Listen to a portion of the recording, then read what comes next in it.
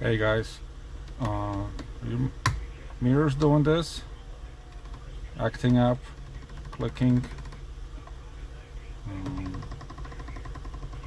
pretty much,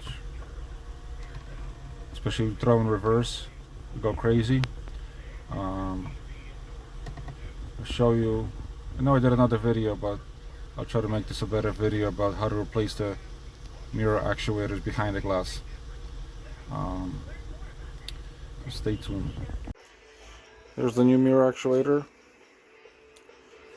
Here's the part number for them. These are both left and right fit. They're the same. So we need a flathead screwdriver, longer, thin flathead screwdriver. It's a Torx. This is a T10 Torx.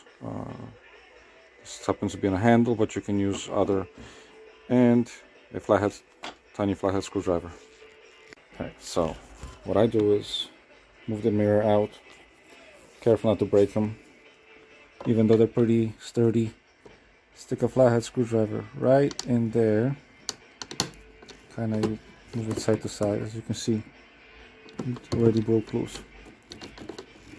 So you're gonna wiggle it, and there we go. So the mirror is off. Now you can let that hang, or you can unplug it. 3 Torx. There's 1, 2, 3, and there's 2 connectors in the back, a big one and a small one, and pretty much reverse order in installation.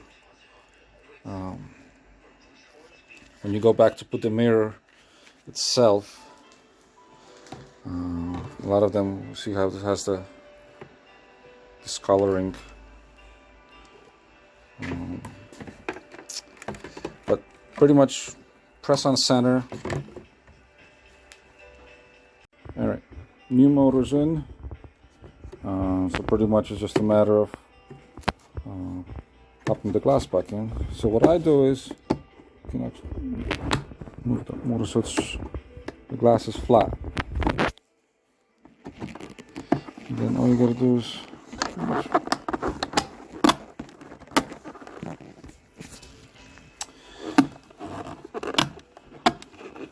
press on the center. No, video's horrible now, because pretty much press on the center. Nothing crazy. Don't press on the sides because you'll crack them. Press the center. It will pop. It'll snap in place or go in where it's supposed to. And that's it. Pretty much.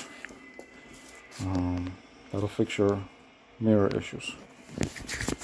Alright, thanks for watching.